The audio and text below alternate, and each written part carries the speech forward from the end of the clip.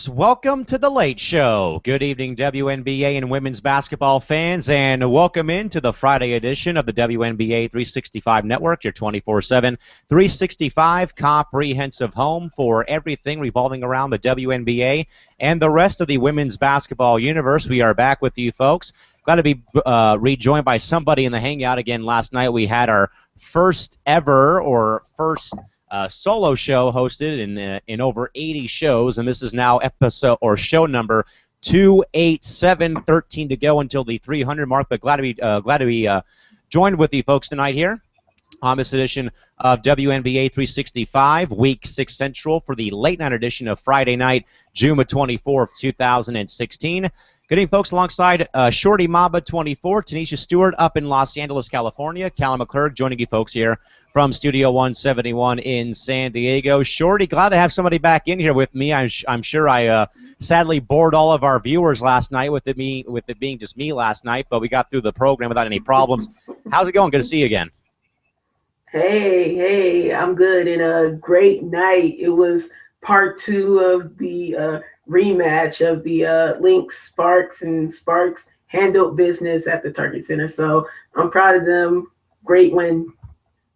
We will get to all the games, folks, and set up your offense for the Saturday schedule. I know to our East Coast viewers, we apologize for the bit of the problem we had, but we had a couple of situations out of our control that we could not come to you folks at the 10 o'clock scheduled start time this evening. But in any case, we are here alive and well and breathing for you folks for this evening. But again, like always, Facebook and Twitter wide open for you folks as normal, as is the live chat box. So hit us up on social media. It's on Facebook at facebook.com/WNBA365, or hit us up on Twitter at WNBA365, at CallumAc3, or at ShortyMamba24 with the hashtag WNBA365. Or, of course, you can hit up the live viewing page if you're viewing us live right now. We'll get to your commentary when we have a break in the action. Getting off and running tonight with tonight's show.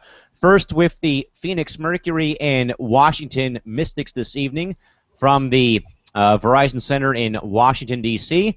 All about the Mercury winning the night 91-79 and getting their first victory on the road this season.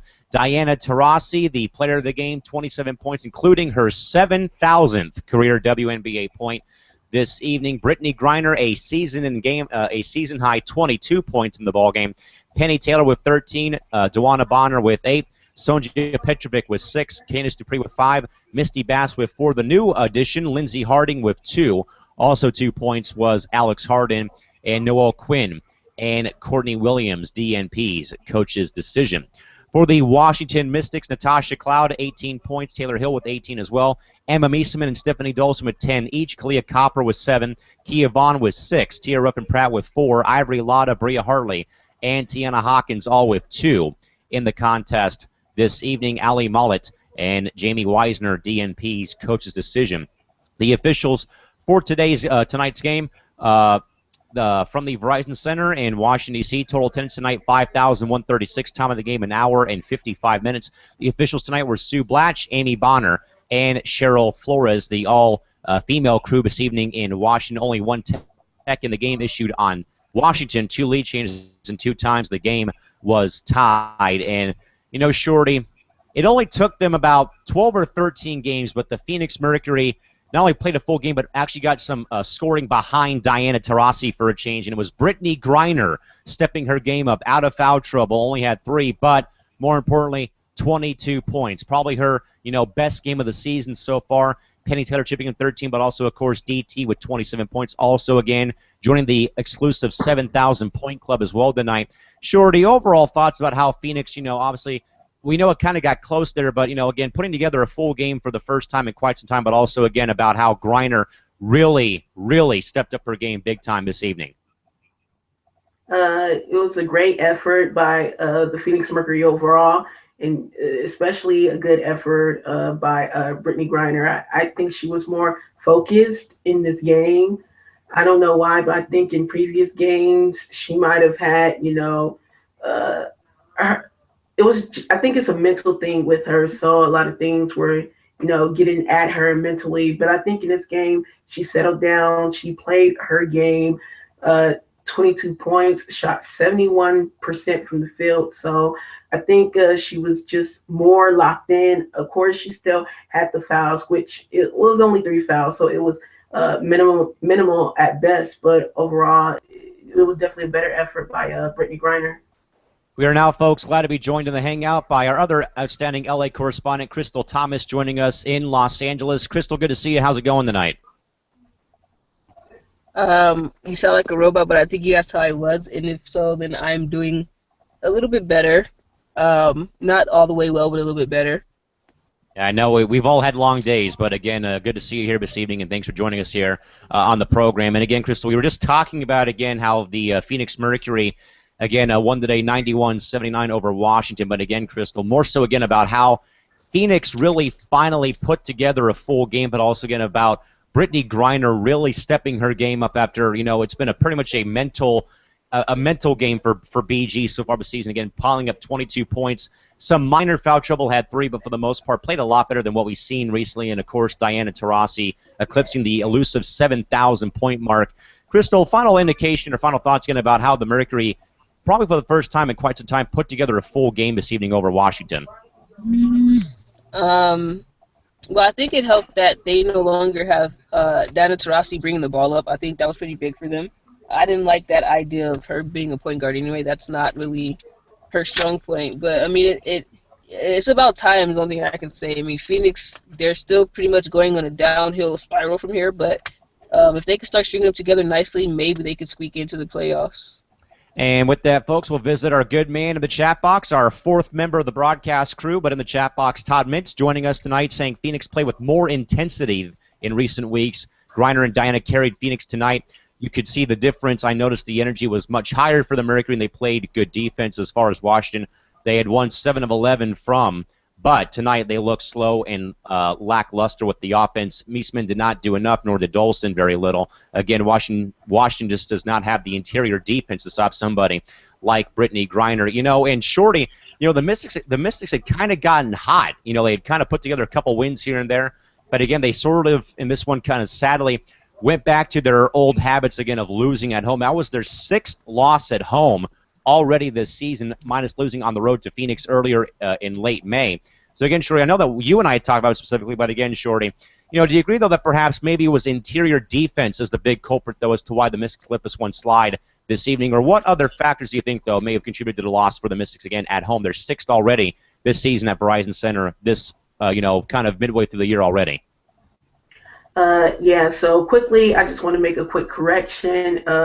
Brittany Griner shot 66% from the field, not 71. But other than that, I do think it was interior defense that affected the Mystics. I mean, they just didn't know how to stop Griner. And I also think that's another thing, when it comes to the season for the Mercury. I think teams have done, a better job, defending Griner all around. So she just have to maneuver, around that. But for the Mystics, they certainly don't have, the pieces to, defend Griner. I know Meesseman and Dolson can most certainly, hit outside jumpers and, to spread the defense and, make things honest. But just when Brittany got set up down low, there was no one, on their roster that could stop her. So definitely the interior defense was a problem for the Mystics.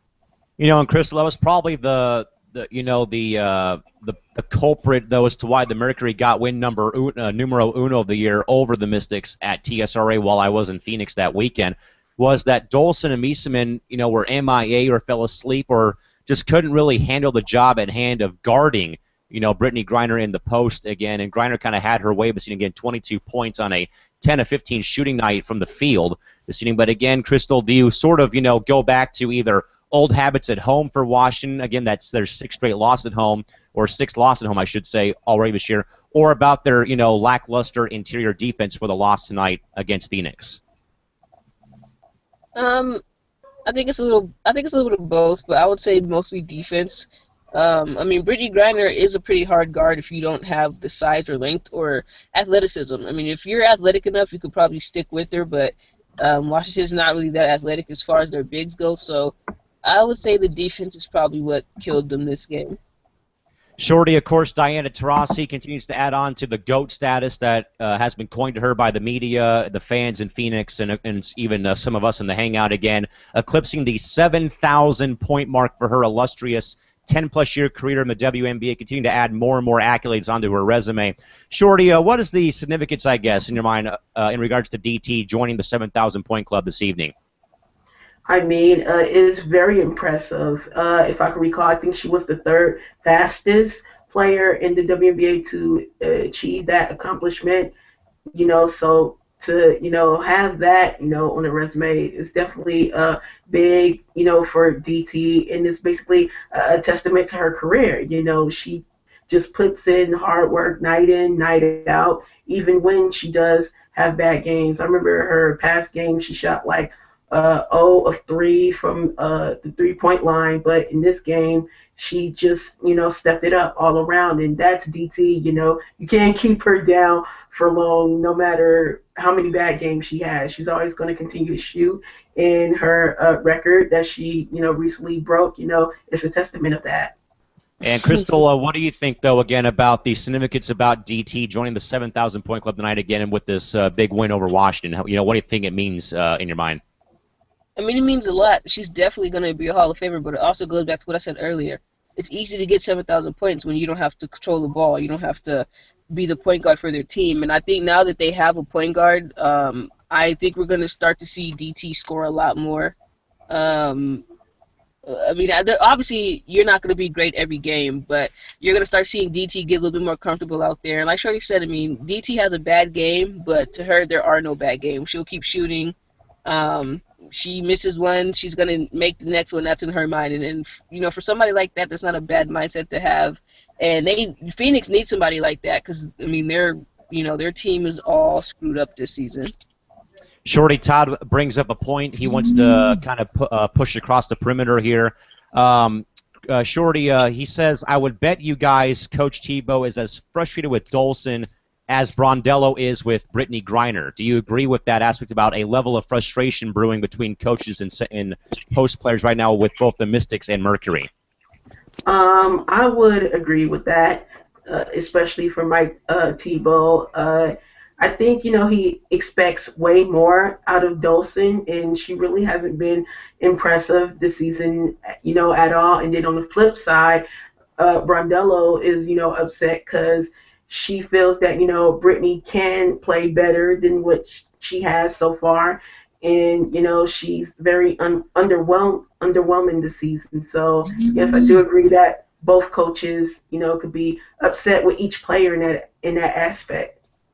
Crystal, would you agree with Todd's point again? He's saying, would you consider betting that Coach Tebow is as frustrated with Dolson as Brondello is with Brittany Griner so far this season in terms of their play? I mean, possibly. I don't know if I put it on the level of Brittany Griner because Brittany Griner's just completely been out of it, but I'm pretty sure he's not happy with what he's seen from Dolson, knowing that Dolson could do better. So with that, guys, we'll now move on to our next game. The Liberty and Sky hooked up again from Madison Square Garden. The Liberty pulled it out at the end to win their 6th straight game by a nail-biter, 80-79, with the Sky coming on late, but New York able to withstand the final couple of shots by the Sky. It was Elena Deladon with 31 points leading the way for Chicago this evening. Cappie Pondexter with 20. Then after that, a major drop-off in scoring production for Chicago. This evening, Courtney Vandersloot with 9. Allie Quigley with 8, Imani Boyette with 6, Tamara Young with 4, Erica De Souza with 1. This evening, Jessica Breland, Jamira Faulkner, and Cheyenne Parker all played but did not score. Clarissa Dos Santos, DNP, coach decision. Benai Laney, DNP, torn ACL. For the New York Liberty, once again, like I said last night, Tina Charles again, 21 points leading the way. Kia Stokes with 12, Sugar Rogers with 11, Tanisha Wright and Rebecca Allen all with 8. Swin Cash with 6. Amanda Zawibi also with 6. Carolyn Swords with 4. Shavante Zealous and Brittany Boyd with 2 each. Adut Bolak, Epiphany Prince, and Shoni Schimmel, all DNPs. Coach's decision. Game played from the Garden in Manhattan, New York, or New York, I should say. Total attendance tonight, 10,120 at MSG. Time of the game, an hour and 50 minutes. Kurt Walker, Michael Price, and Tony Dawkins, the officials for tonight's game. No text in the game. One lead change in 4 times. The game was tied this evening. And Shorty for Chicago, I know that I picked them last night, but tonight was kind of a deflating loss for them of how they were able to rally back, but ultimately coming up short. And again, EDD posting a 31-point game tonight, but ultimately it's not enough to carry them over the hump, and the Liberty wins their 6th straight game. Shorty, what's your overall thoughts about Chicago dropping tonight's game? Again, a hard-fought one, but again, on the wrong end of the scoreboard, again, losing by 1 at MSG this evening. I mean, yes, it was definitely a close call, too close for comfort for Chicago. I mean, both teams were, sort of evenly matched. It's just that I think, New York was just, putting in extra work, a little extra work, even though, as you said, ADD, 31 points. I mean, she was doing it all. Her and Cappy both, with 20 points for Cap, but it just wasn't enough. And I think rebounding in this game made a difference. New York out-rebounded New York. I think it was 39-31. So, yes, around those 8 or 9 extra possessions for New York, did the trick for them and ultimately sealed the win for New York. So, again, Crystal, I know that we had kind of talked about Chicago lapsing on defense on the show last night. And, again, more so the offense picked things up, but, again, it was just 2 players, again, that had a combined 51 points. That was Deladon with 31 and Cap with 20. But, again, no real other offensive production for the Sky specifically in this game. Crystal, is that probably a talking point as to why they lost this game in regards to, again, 2 players combining to do a lot of the heavy lifting to almost carry them to a victory tonight again? Deladon with 31 points and Cap with 20. Again, that's 51 points out of the Chicago 79 points that they had in the game. What do you think? As far as rebounds go, I would have loved to see. Can you guys hear me? Yes. As far as rebounds go, I would have loved to see Imani in there a little bit more. It's a different game when Imani's on there. She challenges a lot of shots defensively. Offensively, she knows how to get in the right spots and can get you those rebounds. And I think I said this before, but I noticed how the offense flows when she's in the game, because Erica D'Souza is not really you can't expect D'Souza to really go out there and put a lot of points up production wise for you, and that's Chicago needed this game. I mean, they lost by 1 point. I mean, they like Shorty was saying, EDD and Cappy were pretty much their main source of offense, and that can't happen. I mean, they end up burning out like they did. I mean, they end up going dry, and ultimately that's how New York ended up coming up with the victory. I mean, I'm actually surprised Chicago's 6-8. Chicago should not be a 6-8 team right now. Their record does not show how good they are. I think. Go ahead. Go ahead. No, go ahead. I'm just going to get to one quick comment, guys, from Todd Mintz in regards to the Cap again, with Cap having 20 on the night again. Todd does bring back a good point. Just wanted to say, he said, sad for Cap. She came back and played her best game of the season for the Sky against her former team in the Garden. But, again, it's the Liberty coming out on top. And, again, Shorty, I said last night of the program that if Tina Charles was, again, the leading scorer, that I wouldn't be very impressed if the Liberty won or lost. But, again, here it is. Tina Charles, again, leading the way. And Todd is right, though.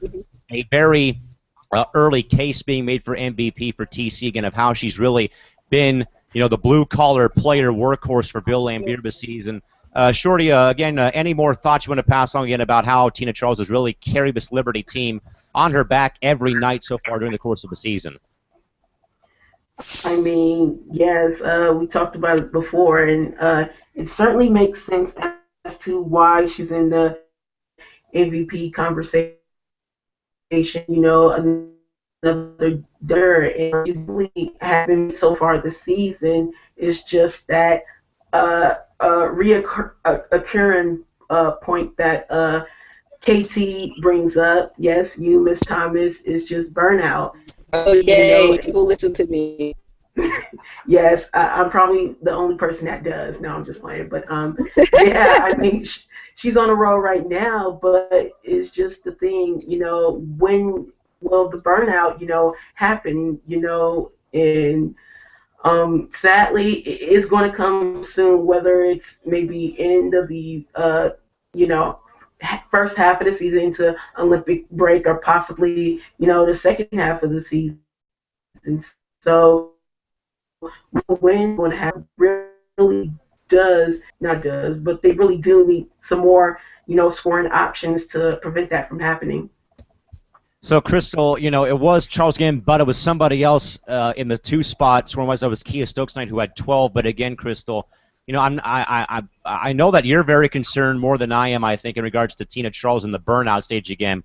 But again, Crystal, what do you think though, or make about Tina Charles again, possibly in the running or race right now for league MVP? Because again, she's done a lot of great work though for this Liberty team, but again, that burnout though looks like it's coming to fruition more and more every game.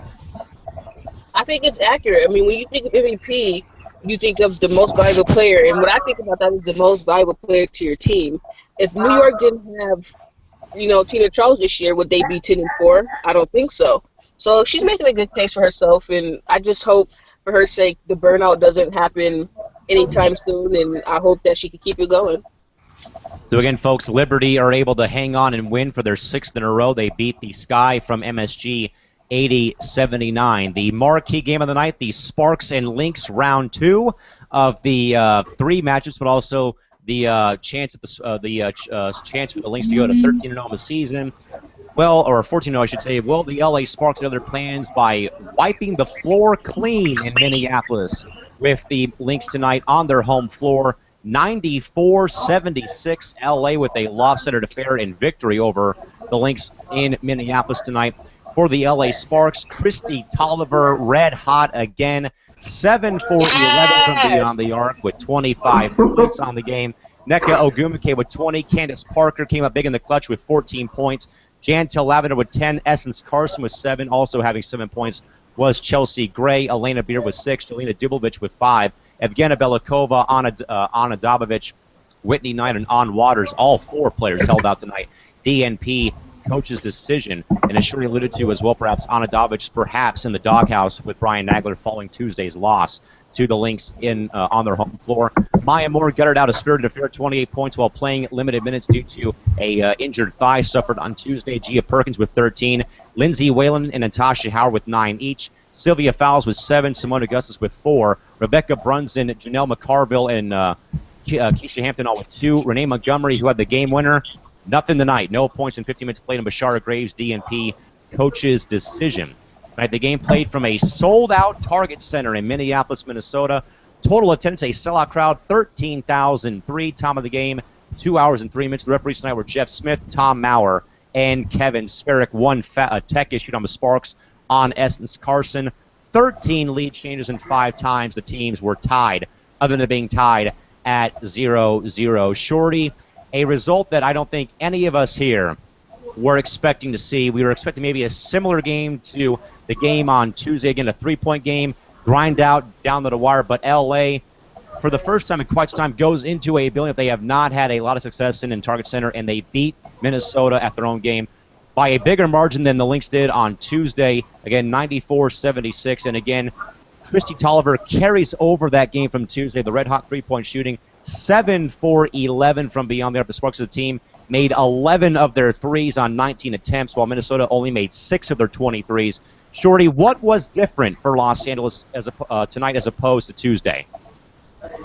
Oh yes, a lot of things were different. We'll start with, well, not rebounding necessarily, but yeah, the free throws is one of the points that you brought up. I mean, they shot 88% from the free throw line, compared to their last game when they only shot, I think they made a 16-24, from the free throw line. So they definitely, cleaned that up there. They brought it, threes, shooting 57% from the 3-point line. So they cleaned up. The only thing that I didn't like in this game for the Sparks was the turnovers. Early in the first quarter, in the second quarter, they had too many just turnovers. I didn't like that at all. Yeah, they had a total of 14 turnovers. Got to clean that up there. But just when it comes to rebounding, because I know I talked about that the last show, they got out rebounded 41-29. But in this game, it's interesting, to see that they pretty much had the same rebounding total from the last game, 29. The only difference is LA, did I think a spectacular job keeping Minnesota off the board. So even though LA remained their same total of 29 rebounds, however, they limited the Lynx to only 28 versus, the last game when they gave up 41. So they did, a better job of that. They got on the boards and limit, the Lynx on the boards. And I think that was a difference maker for them in the game. Crystal, there were a lot of different things tonight from the Sparks game. The Sparks, again, come away victors again and hand the Lynx their first loss. Cruel irony, but also, Crystal, we both, or all of us on the panel leading up to the game on Tuesday, we all said this will be a series split. No one is going to win both games. Miss Case, and it was flip-flop. We said LA would win Tuesday, and they waited until Friday to win the game. But more importantly, both teams now with the loss on the record, both by the other team that was unbeaten. And again, probably the de facto, perhaps right now, WNBA Finals matchup right now. Mm-hmm. But Crystal, in regards to the Sparks again, they came out, and pretty much, slugged Minnesota in the mouth, especially in the fourth quarter. They really ran away with the game. 29-point fourth quarter against the 17 for the Lynx. It was close there for a bit, but then LA really got hot, ran away with that game, and also about how, not just Tolliver, but also how Candace Parker, who had a very bad night shooting the ball, guys, had 9 of her 14 points in the fourth quarter in crunch time for LA, playing 34 minutes tonight, made both of her threes as well, which, of course, we have kind of been a little about her shooting 3 points, but she made both of them tonight. But, Crystal, what in your mind, though, was different from the Sparks tonight as opposed to Tuesday afternoon at Staples Center? Yes! I can tell you. It was different. Well, for one, this game was just interesting for me because, one, I was watching it from a hospital. That's a different story. Two, the way they came out, not saying that they didn't come out focused the last game, but they just didn't look as nervous as they did when they played them the first time. And that's because, like I said the last show, LA has already lost, so now they're not really worried about trying to be perfect anymore. Whereas Minnesota, they hadn't had, before the game, they hadn't lost yet. So they're worried about keeping their record pretty and all shiny and nice. LA wasn't trying to play nice. They were trying to play, hard-nosed, tough basketball. They were trying to play pretty ball, and it prevailed. And, anytime you have Chrissy Topper going for 25 shots, for 25, that's amazing. Chrissy Topper is looking like the 2013 Chrissy Topper, and I'm loving it. She got rid of some little extra baggage. She's more focused. I'm just loving the way this Sparks team is really focused. Shorty, stop laughing.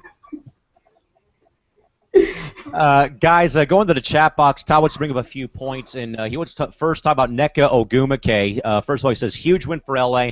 They played so much better tonight. Really, he says, I really think Nneka may be the most consistent player LA has. She's a beast. Reminds me a lot of Kurt Rambis or AC Green. She just wants it more. They were even on the boards. They did not allow Fouls or Brunson to do very much tonight.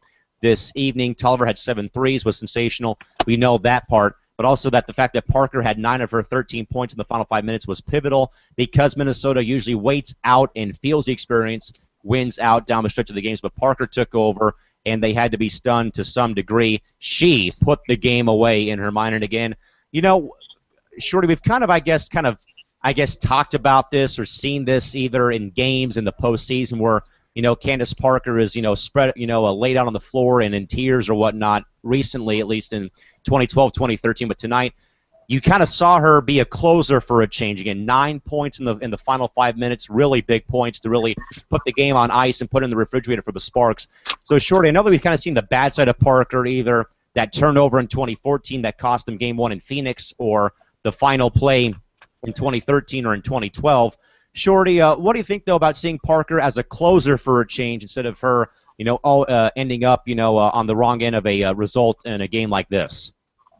It was definitely, big for her to finally step up. I was begging her, all game long to, actually get involved because she played a little timid.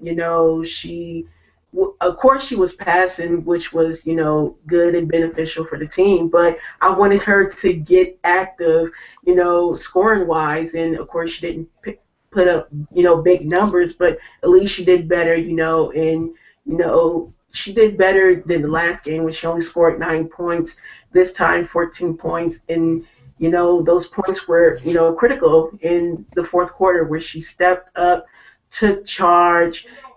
She wasn't afraid. I think it was a mental thing for her because she, admitted on the post game show for the Sparks that it was a mental thing and she was out there kind of thinking too much. But once she slowed down, relaxed and got mentally back into the game, she played much better. And yes, she did have the dagger, for the game tonight. Crystal, I know there's two phrases I remember best from my playing days when I was at one point a current but now former athlete was, doing too much with too little or not slowing the game down, and that was I think what Candace Parker was kind of alluding to on Tuesday's postgame show was, yeah, I mean there's a lot of anticipation, a lot of nerves in regards to again playing another unbeaten team, and again trying to do way too much with too little in some certain circumstances, or as well, speeding the game up, I guess, is what I'd say too. But again, you kind of saw a different poise, a different attitude, a different type of game played by CP tonight.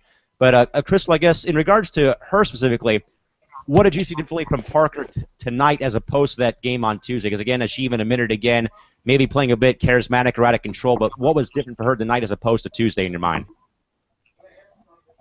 Well, she didn't oversalt the popcorn. And what I mean by that is, you ever had some really oversalted popcorn that was really nasty and you couldn't enjoy it? You're like, ugh, I want some popcorn, but I can't enjoy this. So that's pretty much, she enjoyed herself out there. She, like she said, in the beginning she was thinking too much, but after a while, once she settled it down, she started enjoying herself and letting the game come to her.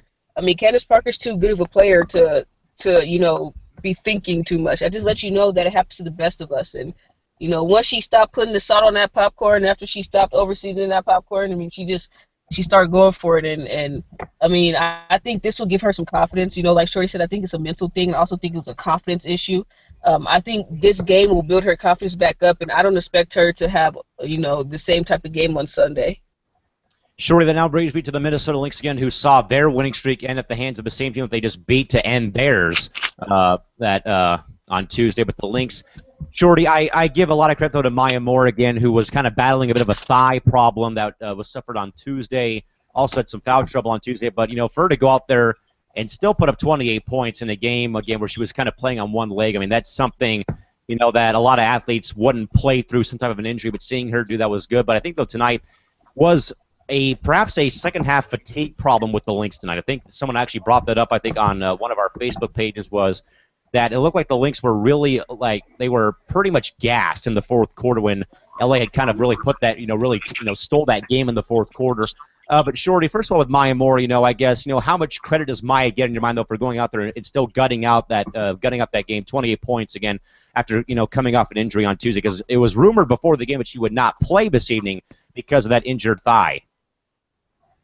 I mean, yes, she had, that injury and she still, came out and, did her thing. But yes, it was just a lot of things, going with the Lynx. And not only because they were gassed, because that sort of kind of sounds like an excuse, but I think it was just LA's defense. LA just, you know, the things that Minnesota usually and normally likes to do, it was stopped. It was stopped by LA. Rebounding was one of them, and just even LA did a great job defending them. From behind the arc. Even though Maya Moore, still got her shots off. They only shot 66%, from three compared to LA's I think 88%, if I'm not mistaken. So, I mean, just it was LA's defense overall that just clampered down on the Lynx. And yeah, no, I see it right here. No, 30%, 30%. So the fact that LA did a good job, clamping down on them in that area, and it's just also her teammates as well. No one really stepped up beyond my 13 points for Perkins. Yeah, 13 points for Perkins, but anyone else, it was just minimal at best. So yeah, it's just LA made them do what they don't normally like to do, and that was a big part for the Lynx, and why they didn't play so well in this game. Crystal, again, Maya Moore guts out a game again, 28 points, played 30 minutes tonight, but again, not a whole lot following her. Again, Perkins had 13, but again, no one outside of those two were in double figures. And also, it's a rough night, too, at the office for even Minnesota guys when everybody that plays is in minus figures for plus-minus efficiency. Everyone that played for the Lynx was in minus figures tonight, this evening. So, obviously, I'm not going to call this a deflating loss for Minnesota, Crystal, because they can easily win 13 straight games again once more to get back on track, as we've already seen them do in recent years. But it is, though, kind of I would say it's a low point, but, it's kind of probably more of a discouraging loss, I'd say, for the Lynx again, that two players were, again, in double figures, but, again, everybody in minus figures for plus-minus efficiency. So, Crystal, as opposed to the Sparks being, a bit perhaps out of whack on Tuesday, what was different for the Lynx tonight as opposed to Tuesday at Staples Center? Well, one, I wouldn't say this loss for them would be a bad loss. I mean, because look, they just played the number 2 team in the league. Anytime you lose to number 2 team in the league that actually compete with you, I'm sorry, I'm tongue-tied, you shouldn't get down in the dumps about it. I mean, it's not like they lost to a team that was like 4 and 7 or nothing like that. Like, they lost to a team that's actually really legit. But I mean, honestly, they came out like they did when they played against LA in Staples Center. I just think Maya Moore being on one leg kind of halted them a little bit. But Maya Moore on one leg is better than a lot of players on 2 legs. I'm not going to say no names, but there's a lot of players with 2 legs that are fully healthy that Maya Moore is just completely better than. And that just lets you know how good Maya Moore is. And you got to give credit to her. I mean, she tried her best to keep LA at bay, but that the injured thigh just wouldn't let her be great, in the words of Shorty in the Hangout. But yeah, I mean, I don't really think they should get down about it. I mean, this was a good team that they lost to. This wasn't a team, like Washington, no disrespect, or San Antonio or anything like that, to where they lost and they probably really have to think about it like, okay, what do we do? So I think they're going to get right back on track. I mean, I expect them to probably have a pretty big win streak leading up to Olympic break.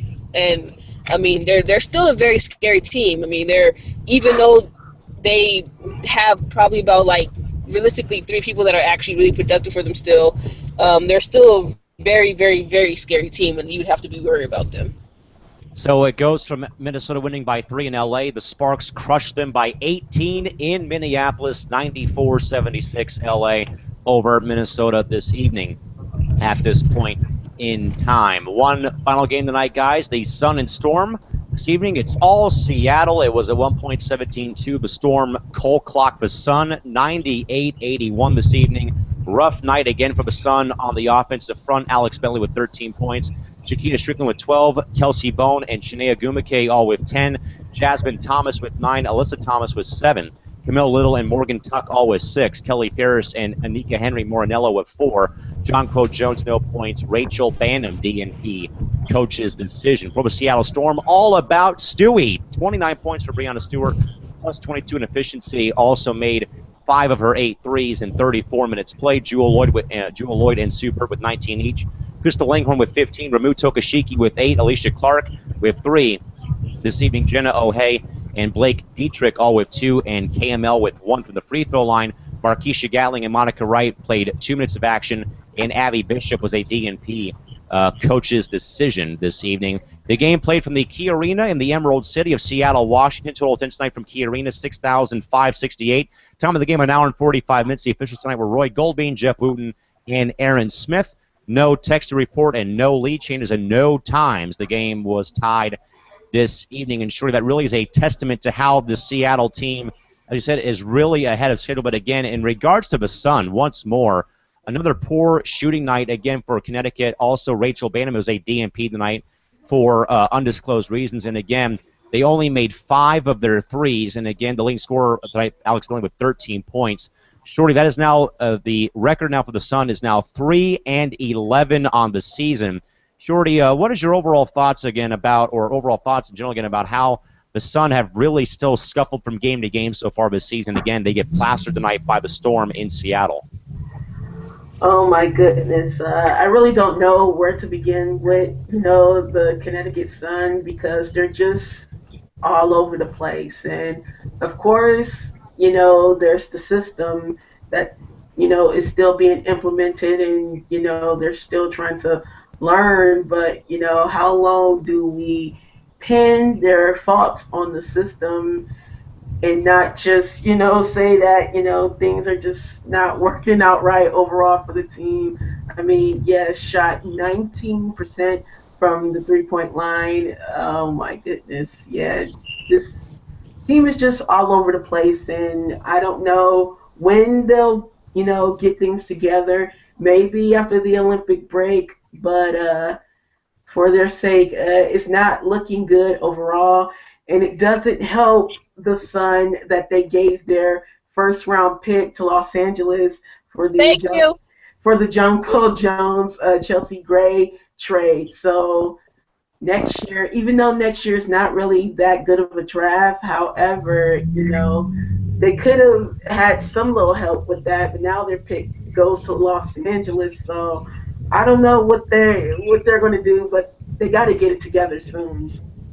Crystal, I'm probably sure that maybe the two words of learning curve could be a good way to put it. But I think though that right now I think that right now the Sun are failing the learning curve, or they just haven't Yeah. hit the learning curve yet because this is really starting to get a little bit rough to watch as a fan of the league, seeing the Sun just scuffle from game to game. And yes, there may be a learning curve, but at the same time, though, Crystal, I think that perhaps that the learning curve could have already been passed already. But again, rough game again. What's more for the Sun again, shooting 19% from the field, 70% from the free throw line, 37% from the field.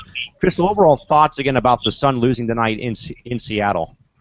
You know what? I'm not gonna say anything that is not a learning curve because they do have a new coach and they're a fairly young team. But I will, however, say that I'm kind of disappointed in Alyssa Thomas's play. She, in Maryland, she was a beast. She was like LeBron James, and then now Yep. she's just there. I'm not really impressed with how she's been playing, and I think if Alyssa Thomas can go back to how she was in Maryland a little bit, I think Connecticut would be, benefiting off of how she's been playing. But she's kind of just been playing like a little rubber duckling and not really like a big bad wolf that she was supposed to be when she came out. But I just think Connecticut. I'm not gonna say it's their learning curve. They're a young team. They have a new coach. I do, however, think they shouldn't shoot the three so much. I mean, right now they really are dying by their 3-point shot, and they're not really getting to the basket as much as they should. Um, I don't know what Connecticut is going to need, but if you're Connecticut, you push the panic button.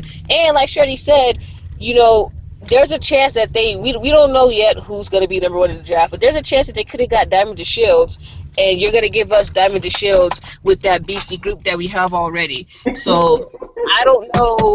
I really don't know what Connecticut was thinking. I know Kurt Miller was probably assuming that they wouldn't be 3-11, but I mean, if you're Kurt Miller, you have to really sit there and look at your roster and possibly hit the restart button on a few things before it gets even worse. Crystal, by the way, Todd just chimed in real quick as a quick comment. He says if the Sun play like this on Sunday, the Sparks will win by 25. So he's going to go Of over under course. 25 for the game on Sunday. But now, now that he's Seattle Storm, and Todd actually said something in regards to his thoughts here on this real quick. I just had it in front of me in the chat box, and it kind of went away from me. Actually, he does say a quick comment about Jenny Busick, the head coach for Seattle. He says he feels she has actually matured and mellowed since her days in Sacramento. He thinks she is doing a pretty good job with that young team up in Seattle. And again, Shorty, I think right now that the Storm, they're really not as good as advertised, but they're kind of that team that you really probably wouldn't want to play on certain nights because again, Breanna Stewart had a monster game, 29 points. Jewel Lloyd also had 19. Also, there's Sue Bird up there with 19 points as well. Made her only 3-point attempt, but also was 7 for 8 from the field tonight. So 4 players for the Storm in double figures tonight. That was Stewart, Lloyd, Bird, and Langhorn all in double figures tonight. Shorty, how about your thoughts about the young Seattle core really leading that team to a victory tonight? I mean, we knew, with them being a young team that, it was going to take some time. Some people, may say that they are ahead of schedule, and I do agree on certain fonts. But I mean, yes, the young guns, came in and definitely got the job done for Seattle. And as for Jenny Busick, I mean, that's why the Storm brought her in because they, figured that she would gel well with a younger core, and she would know how to manage a younger core. So it made sense for them, when they decided to move Brian Agler, for Jenny, because Agler, he's a coach that fits well with a more veteran core. That's why he's off to a good start with LA, and he wouldn't, I'd say he wouldn't have the patience, to really coach this team that well as, Jenny is doing. So she's doing a great job with this core, and they're definitely, looking up, for the season. Again, Crystal, we know that our good buddy Eric Nimchuk is really harped on the fact that Seattle is ahead of schedule with their rebuild. Tonight's game, regardless of who was against, that shows you that they are ahead of schedule again, a 98-81 win over the Sun again, but also, again, of how the young kids, it was Stewart and Lloyd and then Langhorne in there, mixed around Sue Bird, again, 4 players in double figures again, but Stewie with 29 points, tying her career high this evening with those 29 points. Crystal, your thoughts about how the young kids are really the talk of the town up there in the Emerald City? Um, I mean, I think what Seattle did, especially Jimmy Busek, they're doing a good job. I mean, I agree they are way ahead of schedule for a team that's supposed to be rebuilding. Most rebuilding teams, especially young rebuilding teams, generally aren't that good. They're still trying to figure things out. They're still trying to figure out what their identity is, and I think it helps that they still do have Sue Bird, and especially that Sue Bird's still playing at a pretty decent level and can teach them, show them the ways. But I give Seattle a few more years before they're a team, that's going to be right up there with like LA and Minnesota. They're coming back, baby. They're coming back sometime soon. Again, folks, get to your Friday scoreboard. Phoenix 91, Washington 79, New York 80, Chicago 79, Los Angeles 94, Minnesota 76, and Seattle 98, Connecticut 81. Guys, there is a pretty big event going on in the WNBA tomorrow in San Antonio as to why Marquez Anderson was off this evening. Again, the Stars will retire the number 25 jersey of longtime great and current Spurs assistant coach Becky Hammon at tomorrow's game versus Atlanta. And Shorty, I know I talked about this yesterday, but this is the first of 2 retirements that we'll be having during the course of the season, at least for now, that also the Storm will be retiring Lauren Jackson's number 15 on July 15th in Seattle next month.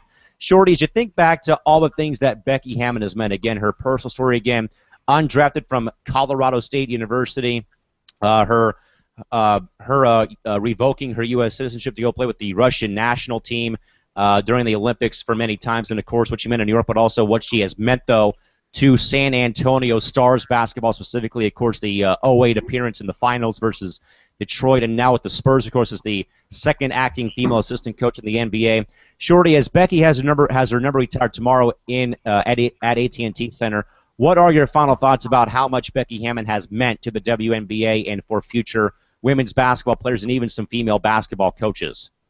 I mean, she's going to mean a lot, not only to what, her accomplishments that she set in the WNBA, but also, after becoming the first female head assistant coach in the NBA. I mean, that is a big, big accomplishment. There has been talks, on and off about, adding women to the NBA in some capacity, but just for her to be the first, or at least one of the first female, assistant coaches to do it, I mean, definitely big on her part. And that's for, in the WNBA, going undrafted, and playing for New York, going to the finals. Let's not forget, she went to the finals in New York, versus LA in 2002, if I can recall. So, yes, she's been to the finals. Sadly, no championships, but beyond that, that won't, tell all of her story. She's just done so, so much great work, in the league, and she'll definitely, be missed by all of San Antonio fans and, just WNBA fans in general.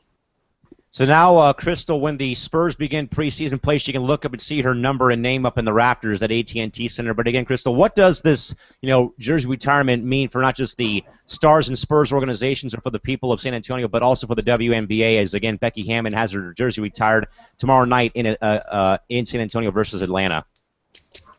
What does it mean to Becky Hammon, or what does it mean to the Stars? In general. Oh, I think it's awesome. I mean, like Shorty said, Becky Hammon she's a pioneer for women's basketball. I mean, being undrafted, being small and able to get in the inside with ease, being overall leader. I mean, Becky Hammon's she's great. I mean, she's definitely going to be a Hall of Famer. She's right up there on the list of point guards. She's right up there with Don Staley for me. And y'all know how much I love Don Staley. I think she's right up there as far as how great point guards are. I mean, I think, she's done a lot of things for that city of San Antonio. You know how I've said before how Sue Bird is practically the mayor of Seattle? Well, pretty much Becky Hammon put the Stars on the map. I mean, they really weren't a team people were checking for until she got there, and she really made them a contender. So I think it's an amazing thing what San Antonio's doing for Becky Hammon. So again, folks, Becky Hammon will be the featured attraction at AT&T Center again tomorrow night as we get to the 2 games on your WNBA schedule for tomorrow or Saturday already if you're joining us still on the East Coast. Again, 2 games tomorrow. Atlanta at San Antonio, as mentioned on WNBA League Pass, or as well at 5:30. Fever at Wings on NBA TV, Fox Sports Southwest Dallas Plus, or on Fox Sports Indiana. We'll go around the perimeter. Shorty, who you got on Becky Hammon night, ATL or San Antonio? Sorry for, SA fans, but I think the Dream are going to spoil Becky Hammon's retirement ceremony with victory over the Stars. So 1 vote for ATL against the grain. Crystal, how about you? Okay, we will come back to Crystal if she perhaps had a bit of a malfunction there, but I mean, I kind of hate to do this when there's like a very big event going on. Either it's a retirement in this case, but I'm going to go with Atlanta as well. Again, with the Stars, they're still scuffling, trying to find, their place right now. Again, they have really, they've played well in like instances. Again, like I said, I mean, don't get me wrong, folks, that they've been in every game. They've been in every game that they've played so far, but I still just don't know if they have enough to really carry them over the hump. But I'm going to go with Atlanta in this one. Shorty, going back to you. Fever and Wings, 5:30, NBA TV, Fox Sports Southwest, Dallas Plus, or Fox Sports Indiana. Who you got in this one and why? This matchup, I'm going with the Wings. I mean, they've been on a hot streak, especially since, the resurgence of Skylar Diggins. So, hey, why stop now? Keep the ball rolling. Wings. No, I agree 100%. I'm picking Dallas 2 at home this evening because as I talked about last night, again, seeing Diggins back in the mix, Glojo back in the mix, plus all the other players playing great, Dallas is kind of getting back to that scary team that we were kind of talking about earlier in the offseason. So we're going to go with Atlanta and Dallas for the winners for tomorrow's games. We went 3-1 yesterday with the games today on the Friday schedule. We went 3-1. Todd saying he's going to go with Atlanta and Dallas due to Indiana having a terrible road record. But again, folks, to reiterate tonight's scoreboard for Friday, Phoenix 91, Washington 79, New York 80, Chicago 79, Los Angeles 94, Minnesota 76, and Seattle 98, Connecticut 81. 2 games on the schedule tomorrow again. Dream at Stars, 5 o'clock Pacific, 8 o'clock Eastern on WNBA League Pass, and then Fever Wings at 5:30 on NBA TV, Fox Sports Southwest Dallas Plus, or Fox Sports Indiana for the 2 games tomorrow in the WNBA, folks. And as another reminder again, WNBA host iView returns to action next Thursday when the Sparks will take on the Atlanta Dream at 12:30 Pacific, 3:30 Eastern, with myself taking over the account this time. Crystal, we believe, will not be able to join us on that Thursday home game, but again, that is Sparks and Dream for the next edition of our Instagram host iView. Shorty, as we get ready to wrap up for the night and for the weekend, how about your final thoughts about tonight's action in the WNBA? Again, a lot of great games, and of course, No one unbeaten now in the entire league. Is everyone now has at least one loss under their belt. Final thoughts are what? I mean, I definitely enjoyed this action, overall across the board for Friday's schedule lineup. But of course, the big focus for me was Los Angeles and Minnesota, the rematch.